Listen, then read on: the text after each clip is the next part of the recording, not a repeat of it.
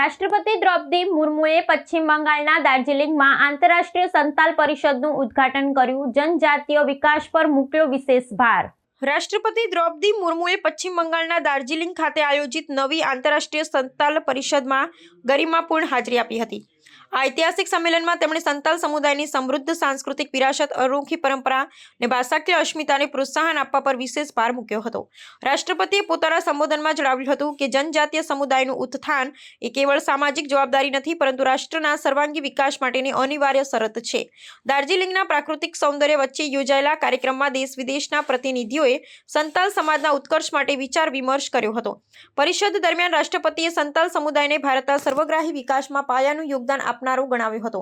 તેમણે ખાસ કરી જનજાતીય વિસ્તારમાં શિક્ષણ, આરોગ્ય અને કૌશલ્ય વર્ધનના મહત્વ પર પ્રકાશ પાડતા કહ્યું હતું કે જ્યારે આ સમુદાય સશક્ત બનશે ત્યારે જ ભારત સાચા અર્થમાં વિકસિત રાષ્ટ્ર બનશે. આ તકે તેમણે સ્વાતંત્ર્ય સંગ્રામમાં સંતાલ લડવૈયાઓના બલિદાનને યાદ કરી વર્તમાન પેઢીને તેમાંથી પ્રેરણા લેવા અનુરોધ કર્યો હતો.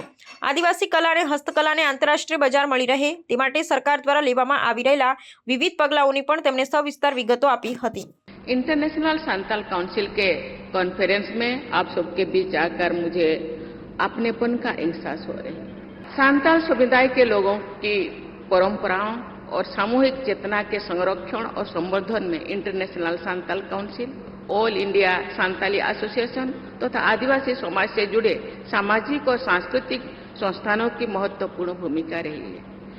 इस योगदान के लिए मैं आपके संस्थान तथा अन्य ऐसे संस्थानों से जुड़े सभी पूर्ववर्ती और वर्तमान कार्यकर्ताओं को और पदाधिकारियों को मैं हार्दिक बधाई देती हूँ.